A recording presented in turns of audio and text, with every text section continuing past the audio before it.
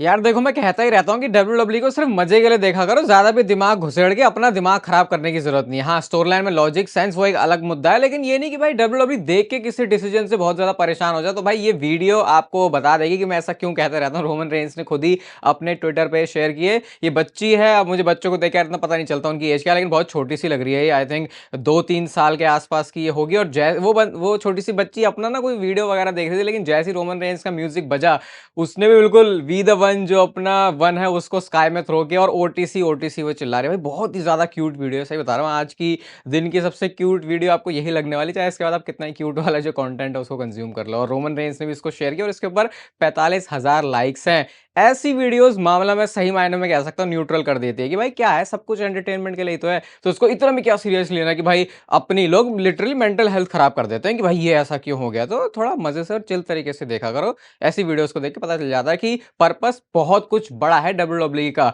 पैसे कमाने के साथ साथ एंटरटेनमेंट देने के साथ साथ कैसे लोगों की खुशी का भी। Okay, hello chatters. My name is Rohit and you are watching Wrestle Chatter. Welcome है गाइस आपका वॉइस ऑफ रेसलिंग के एक और नए एपिसोड में। और सबसे पहले तो मैं कल वाली चीज से ही आज भी वीडियो को शुरू करूंगा। कल मैंने आपको बताया था पॉल हेमन इंपल्सिव पॉडकास्ट में आए थे, बहुत सारी बातें उन्होंने करी। अब भाई किसी ने कमेंट कर दिया कि इंटेंशनली भाई क्या आपने बताया नहीं कि पॉल हेमन ने कोडी रोड्स की क्या तारीफें करी हैं। तो अभी उसका जवाब तो मैं दूंगा, पहले यही बात आपको बता देता हूँ। कोडी रोड्स के बारे में पॉल हेमन ने क्या बोला ये वैसे मैंने 3600 बार अपने चैनल पर बता दिया है, तो ऐसा कुछ नहीं कि मेरे को तारीफ करने में किसी से पता नहीं क्यों लग रहा है यार। आई थिंक आप सारी वीडियोज देखते नहीं हो इसलिए आपने ऐसा कॉमेंट किया, क्योंकि जो एक्टिव चैटर हैं जो डेली देखते हैं उन्हें पता है, मैंने खुद बोला है कि भाई मुझे नहीं लगता कि कोडी रोड्स से ज्यादा पैशनेट कोई भी है इस समय प्रोफेशनल रेसलिंग को लेके। चाहे रोमन की बात कर लो, चाहे ड्रू, सेथ, पंक, किसी की बात कर लो, कोडी रोड्स के अंदर कुछ अलग सी आग सी पैदा हो गई है जब से वो एडब्ल्यू छोड़ के डब्ल्यूडब्ल्यू में आए। ये बात पॉल हेमन ने भी बोली। कहते हैं ये बंदे से तुम कभी भी काम करवा लो, इसके ऑफ डेज पर भी अगर तुम बोलोगे ना कि रात में कोई रेडियो शो है, इस इंटरव्यू के लिए आना है, तो ये बंदा भागा भागा चला आता है। और आई थिंक सबसे प्राइम एग्जांपल तो वही है ना जो हेल इन अ सेल मैच हुआ था सेथ रॉलिंस के साथ। उस कंडीशन में भी जब उनका पेक्टोरल मसल पूरी तरीके से टूटा पड़ा है, जिसको सर्जिकली रिपेयर करना है, लेकिन फिर भी कह रहे चलो ये बाद में कर लेंगे, पहले मैच कर लेते हैं। तो यही चीज़ को पॉल हेमन भी बोलते हैं। भाई मैड रिस्पेक्ट है कोडी रोड्स की कमिटमेंट के लिए, जिस तरीके से वो हमेशा अपने आप को अवेलेबल रखता है। कई लोग सिर्फ पैसे कमाने में इंटरेस्टेड होते हैं, लेकिन कोडी रोड्स के केस में वैसा है नहीं। वो सही में इस पूरी डब्ल्यूडब्ल्यूई की लाइफ को जीना चाहता है। और आपको पता होगा भाई, कई बार जब मैं ऐसे कोई लंबी चीज़ से कोई बात उठा के लेके आता हूँ तो एक वीडियो में नहीं, आने वाली 2-4 वीडियोज़ में कवर करता हूँ, ताकि वो वीडियो सिर्फ उसी मुद्दे के बारे में ना बन जाए। तो इंटेंशनली वाला कमेंट यार वो सही नहीं था, आपको वो सही नहीं लगा, बट फिर ऑब्वियस भी शायद आप सारी वीडियो देखते नहीं, इसलिए आपको पता नहीं है कि मैं कैसे बात करता हूँ और क्या मेरा तरीका है। जो मतलब जो 6-7 साल से देख रहे हैं उनको तो फिर मामला सब पता ही है। बाकी एक डब्ल्यूडब्ल्यूई ने ना वीडियो भी पोस्ट करी है बैक स्टेज की, ये इंटू इट डोम, ये जो मंडे नाइट रॉ नेटफ्लिक्स हुआ था।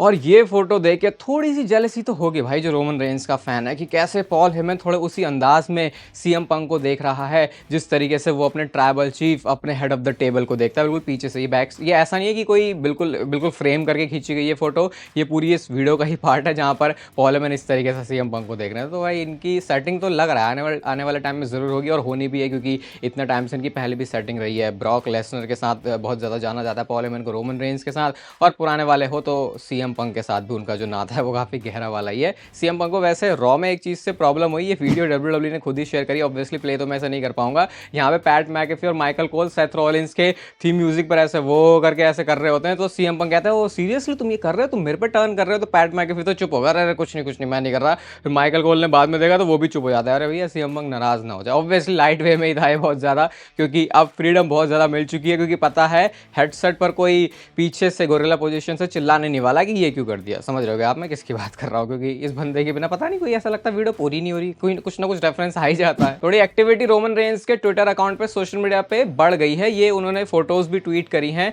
ये मंडे नाइट रॉ नेटफ्लिक्स वाला जो डेब्यू एपिसोड था उसके बैक स्टेज से ही। यहाँ पे आप रोमन रेंस के हाथ में उला फाला ऐसा फोटोज देख सकते हो। और एक चीज मेरे को आपको बतानी फिर मिस रह गई, डब्ल्यूडब्ल्यूई ने खुद भी बैक स्टेज की फोटोज रिलीज करी है। कुछ फोटोज ही दिखाऊंगा मैं आपको। भाई ये फोटो देखो, अब तो ये डिफरेंट तरीके से हिट नहीं हो रही, क्योंकि हमने देख लिया क्या रॉक और कोडी रोड्स के अब रिश्ते नाते हैं, लेकिन ये फोटो वैसे अगर आ जाती तो भाई लगता है भाई कैरेक्टर ब्रेक हो गया, ये हो गया वो हो गया। एक फोटो आप दूसरी रॉक की नाया जैक्स के साथ भी देख सकते हो, सीएम पंक के साथ भी ये पिक्चर दिख गई है रॉक की। और भाई ये मतलब शायद एक्सप्लेन कर पाना मुश्किल होगा थोड़ा सा, लेकिन अगर आप सारी पुरानी यादों को जोड़ते हुए इस फोटो को देखोगे तो लगेगा भाई ये फोटो कितनी ज़्यादा मेमोरीज होल्ड करती है और इसकी क्या वैल्यू है। लिटरली इसको तो फ्रेम व्रेम करवा के लगा सकते हो तुम, क्योंकि काफ़ी कैजुअली भी इसको लिया है। बाकी अंडरटेकर के साथ भी ये फोटो है, सीएम पंक भी यहाँ पर हैं, रोमन रोमन रेंज भी अपने मैच से पहले की तैयारी कर रहे हैं, तो अब थोड़ा सा खुल के WWE शेयर करने लगे। वैसे ऐसे बैक स्टेज की डिटेल्स काफी सालों बाद आती थी, स्पेशली ऐसी पिक्चर्स, लेकिन अब वो ये मामला थोड़ा सा खुल गया है। किस वजह से वो दोबारा नहीं बात करेंगे उस बारे में। यार कोरी ग्रेव्स वाला मामला तो ऐसा लग रहा है कि सीरियस होते ही जा रहा है, होते ही जा रहा है। मैंने आपको सब बताया था कि कोरी ग्रेव्स कैसे फ्रस्ट्रेटेड है इस वजह से कि जब उनके मेन रोस्टर में अब अच्छे से काम करने की बारी आई, उनको लगा भाई अब उनके साथ कुछ अच्छा होगा, तब उनको NXT में वो लेके चले गए। NXT के शो को उन्होंने मिस कर दिया। उनके चेहरे पर NXT की कमेंट्री पर भी बेकार से ही रिएक्शन दिख रहे थे उनको। उनके चेहरा देख के पड़ सकता है कि उनको कोई बात पसंद नहीं आ रही। और भाई जो स्पीड टूर्नामेंट है जिसमें अभी तक सिंगल कमेंटेटर कोई होता था, वो कोरी ग्रेव्स ही था, कोई और उसकी कमेंट्री नहीं करता था। स्पीड में भी कोरी ग्रेव्स नहीं आए, उसकी भी उन्होंने कमेंट्री नहीं करी है। WWE को वहां पर भी रिप्लेसमेंट करनी पड़ी है।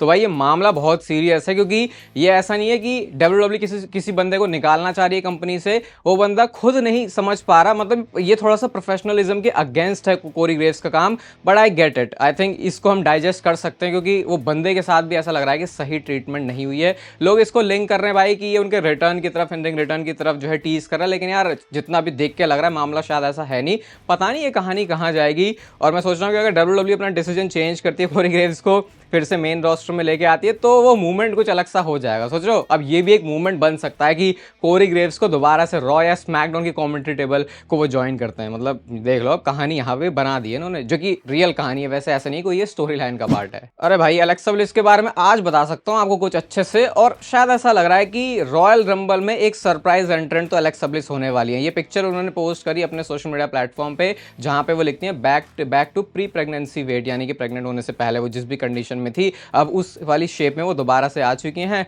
काले दिल के साथ उन्होंने फोटो पोस्ट करी है, मतलब कि अब रिंग शेप के लिए भी वो अच्छी तरीके से रेडी हैं। ब्रॉन स्ट्रोमैन कुछ वैसे अलग ही चाहते हैं एलेक्सा ब्लिस के साथ कोई स्टोरी लाइन करना। ये फोटो उन्होंने अपने इंस्टाग्राम की स्टोरी में शेयर करी और कहते हैं कि दोबारा से हम दोनों को वापस देखना चाहते हो। वैसे ये विंस मैकमैन के टाइप का ही, देखो तीसरी बात हो गई विंस मैकमैन के दिमाग की ही उपज थी इस तरीके की चीज़ों को करना। मुझे लगता है कि अब ऐसी कुछ प्रैक्टिस ट्रिपल एच करने वाले हैं, जैसे मिक्स्ड मैच चैलेंज या फिर ऐसी कोई चीज़। बट हाँ ये तो नहीं ये नहीं देखना चाह रहे। एलेक्सा ब्लिस अपना वो पुराना ब्लिस वाला गॉडेस वाला गिमिक लेके आए तो वो बेटर है, और चांस पूरा लग रहा है रॉयल रंबल का। जॉन सीना के फेयरवेल टूर वाले ईयर के अंदर हम लोग एंट्री मार चुके हैं। डिसअपॉइंटिंग है भाई, पहला महीना तो तुमने यार ऐसा ही निकाल लिया सिर्फ एक अपीयरेंस करके। खैर उसके बारे में बार बार बात करने का फायदा नहीं है, लेकिन लास्ट मैच कौन सा होगा जॉन सीना का, जब ये खुद जॉन सीना से पूछा तो उनका क्या जवाब था। वो ये कहते हैं कि देखो यार मैं तो ये चाहता हूं कि जो हमारी ऑडियंस के लिए और हमारे बिजनेस के लिए सबसे बढ़िया हो, वो कुछ भी हो, मेरे हाथ में कुछ नहीं है, मैं कुछ भी चीज कंट्रोल नहीं करता, मैं कंपनी ओन नहीं करता, जो भी चीज सबसे ज्यादा बेटर होगी दोनों ही साइड्स के लिए मैं वही करना प्रेफर करूंगा। तो यार जॉन सीना तो यार अपने दिमाग का भी कुछ यार मैं तो ये चाहता हूँ रिटायरमेंट के बाद जॉन सीना क्या बातें करेंगे, क्योंकि अब वो रिटायर हो चुके हैं तो वो किसी भी तरीके की बात कर सकते हैं। मुझे ऐसा लगता है कि बहुत सारे थॉट्स या तो जॉन सीना सही में सोचता ही नहीं है, या फिर वो बताते नहीं है कि लोग फिर उस तरीके से ना सोचे, क्योंकि कभी भी आपको पर्सनल डिजायर क्या है जॉन सीना की वो ज्यादा सुनने को मिलती नहीं है। अभी ये जो मैं आपको वीडियो बता रहा हूँ जो WWE ने बैक स्टेज वाली निकाली है, उसमें अकीरा टोजावा के साथ भी वो हैंड शेक कर रहे हैं। मतलब लोग कह रहे हैं यार क्या बंदा है, कितना हम्बल है, और अकीरा टोजावा को भी वो सर करके कॉल कर रहे हैं। तो मतलब हर एक बंदे की रिस्पेक्ट जिस तरीके से जॉन सीना करते हैं, तभी लोगन पॉल भी कह रहे थे कि अगर तुम किसी भी इंसान से पूछोगे जो जॉन सीना से मिला हुआ है कि सबसे बेस्ट आदमी तुम किससे मिले हो, तुम जॉन सीना का ही नाम लोगे। तो ये रिस्पेक्ट है भाई जॉन सीना की, और अभी शायद ये हमको स्पूरन के फेयरवेल टूर में दिख भी जाएगी। भाई साहब छुट्टी मत मारना, बस तुम 1 महीने की हो लिया तुम्हारा। अब भाई WWE करना क्या चाह रही है, जो हल्क होगन का थोड़ा बहुत बचा हुआ है वो सारा मामला खत्म। मतलब रेसलमेनिया शुरुआत के सारे मेन इवेंट करने वाला बंदा होगन है। WWE को जिसने वो बना के रखा, जिस जगह पर आज हम WWE को देख रहे हैं, जिसकी नींव जिसका बेस किसने रखा, तो वो होगन है। अब WWE इतनी बूज पड़ने के बाद भी होगन को फिर से सैटरडे नाइट्स मेन इवेंट के अंदर बुला के लेके आने का प्लान कर रही है। अब मुझे नहीं समझ में आ रहा कि क्या इनके कोलैबोरेशन वो जो ड्रिंक है उसकी वजह से ये कर रहे हैं, क्योंकि इनके बीच डील साइन हुई कि भैया हमारी ये ब्रांड है, तुम्हारी ये कंपनी है, चलो कोलैब करते हैं और इसके अंडर इतने सारी मेरी अपीयरेंसेस होंगी, ये डेट्स होंगी। क्या उस वजह से हो रहा है? क्योंकि होगन को लेके अब तो भाई मामला पूरा ही खत्म ही हो चुका है। मतलब आज से 5-6 साल पहले भी, आई थिंक 10 साल पहले या 8-9 साल पहले भी वो कैंसर वाली चीज होगन के साथ हुई थी, फिर वो किसी तरीके से स्विम करते करते आगे आ गए। बट अब तो लग रहा है भाई मामला खत्म सही है। और सैटरडे नाइट्स मेन इवेंट में भी अब देख लेते हैं अगर होगन आ रहे हैं तो रिएक्शन कैसा मिलता है। ये WWE जानबूझ के तो नहीं कर रही, क्योंकि दिख तो रहा है भाई कि ये बंदा बनना बेफेस चाह रहा है, लेकिन हरकतें या रिएक्शन जो इसे मिल रहा है वो हील वाला है, और इस पॉइंट पे कोई हील बना के अलग तो होगा बनी होगन के साथ। सोशल मीडिया पर आंधी लाने का दम रखता है ये वाला मैच, और मैं बात कर रहा हूँ बैड बनी वर्सेस लोगन पॉल की। तो बैड बनी ने अपनी इच्छा जताई कि भैया अभी वो WWE के रिंग से पूरे डन नहीं हुए हैं, अभी और मैच करना चाहते हैं। तो इसका जवाब लोगन पॉल ने दिया, कहते हैं हाँ भैया ऐसा है तो आओ, मैं रेडी हूँ, मैं भी कर सकता हूँ। और मैं आपको बता देता हूँ कि 2025 में अब तक के सबसे ज्यादा एक्टिव रहने वाले हैं लोगन पॉल। ऐसा हमको चीजें देख के पता चल रहा है कि लोगन पॉल की कमिटमेंट बहुत ज्यादा होने वाली WWE के लिए। जितने भी उनके साल अब तक रहे हैं, सबसे ज्यादा एक्टिव वो इसी साल रहने वाले हैं। तो उस हिसाब से तो भाई मैचेस होने की बहुत सारी उनकी पॉसिबिलिटी है। अब देखो वो मैं कह रहा हूँ ना, सोशल मीडिया को हिलाने वाला मैच, क्योंकि बैड बनी की अभी की जो कल्ट फॉलोइंग है बहुत ज्यादा है। सोशल मीडिया मेगा स्टार का तो टैग है ही लोगन पॉल के साथ। तो किसी एक स्पेशल वाले शो के लिए WWE इसको बिल्ड अच्छे से कर सकती है, क्योंकि WWE का 2025 का नेटफ्लिक्स के डील साइन होने के बाद जो बहुत बड़ा गोल है वो है नई ऑडियंस को कैप्चर करना। तो इस तरीके से आई थिंक वो हो सकता है अच्छे से। अभी हमारे पास WWE के रोस्टर में जो 2 वर्ल्ड चैंपियन है वो हैं वर्ल्ड हैवीवेट चैंपियन गुंथर और दूसरे हैं अनडिस्प्यूटेड चैंपियन कोडी रोड्स। क्या रेसलमेनिया से पहले टाइटल चेंज करने वाली है WWE किसी सुपरस्टार के साथ? तो भाई देखो, अगर आप ये मान के बैठे हो ना कि कोई टाइटल चेंज नहीं होने वाला, गुंथर एंड कोडी रोड्स दोनों ही वॉक इन करेंगे रेसलमेनिया में एज योर चैंपियंस, तो शायद आप यहाँ पे गलत हो सकते हो। किसी एक चीज में WWE चुल कर सकती है। देखो चांस मैं मानता हूँ ज्यादा है कोडी रोड्स का कि वो तो शायद रखेंगे ही चैंपियनशिप रेसलमेनिया तक, क्योंकि उससे रिलेटेड बहुत सारे अलग अलग मैचेस जो कि WWE बना सकती है। लेकिन गुंथर की वर्ल्ड हैवीवेट चैंपियनशिप, उसके ऊपर शायद आप एक क्वेश्चन मार्क लगा सकते हो। अगर WWE एक टाइटल चेंज करने का प्लान कर रही है, ये मैं वर्ल्ड टाइटल सीन की बात करूं और किसी टाइटल की बात नहीं कर रहा। जैसे अभी रॉयल रंबल आ रहा है, ठीक है, SNME नहीं वो मत मानना, क्योंकि जे उसो तो रॉयल रंबल में एंटर कर रहे हैं, तो भाई वो क्या है, उस मैच का रिजल्ट है वो तो पता ही है। लेकिन उसके बाद एलिमिनेशन चेंबर भी है, तो मे बी क्या पता वहां से WWE कुछ करे। जैसे WWE ने ऐसा भी किया हुआ है ना पास्ट में कि वो एलिमिनेशन चेंबर को ही वर्ल्ड चैंपियनशिप के लिए मैच बना देते हैं। ऐसा नहीं हमेशा कि वो उसको रॉयल रंबल मैच की तरह ही ट्रीट करे। तो क्या पता वहां से कुछ चेंज करे, और वो चेंज इसीलिए क्योंकि फिर WWE उस वर्ल्ड हैवीवेट चैंपियनशिप को दूसरी स्टोरी लाइन में डाल के एक डिफरेंट मैच बना सकती है। मिक्स में सारे सुपरस्टार है भाई, ड्रू मैकिंटायर, CM पंक, सेथ रॉलिंस, जॉन सीना, सब डाल लो भाई, खिचड़ी इसमें बहुत ज्यादा, कोई भी स्टोरी लाइन में वर्ल्ड हैवीवेट चैंपियनशिप फिट हो सकती है। तो इस एंगल के हिसाब से ये बहुत ऑब्वियस मत मान के चलना कि टाइटल चेंज तो भाई अब यही सुपरस्टार जाने वाले हैं। एक टाइटल चेंज अगर WWE प्लान कर रही है तो ऐसा लग रहा है गुंथर की चैंपियनशिप के साथ कुछ हो सकता है। कहीं से तो रूमर आया भी था कि शायद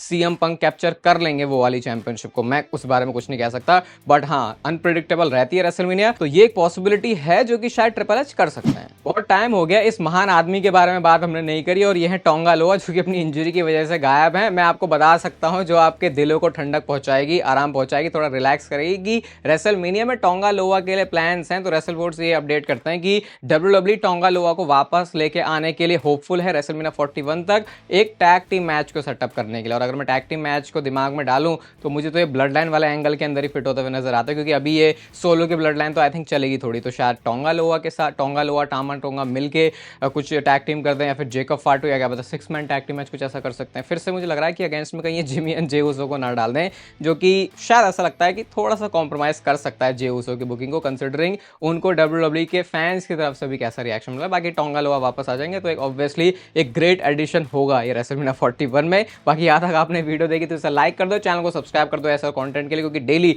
मैं आपके लिए यहाँ पर आते रहता हूँ अपने भाव व्यक्त करने के लिए। और तब तक लेते रहो जिंदगी के मजे।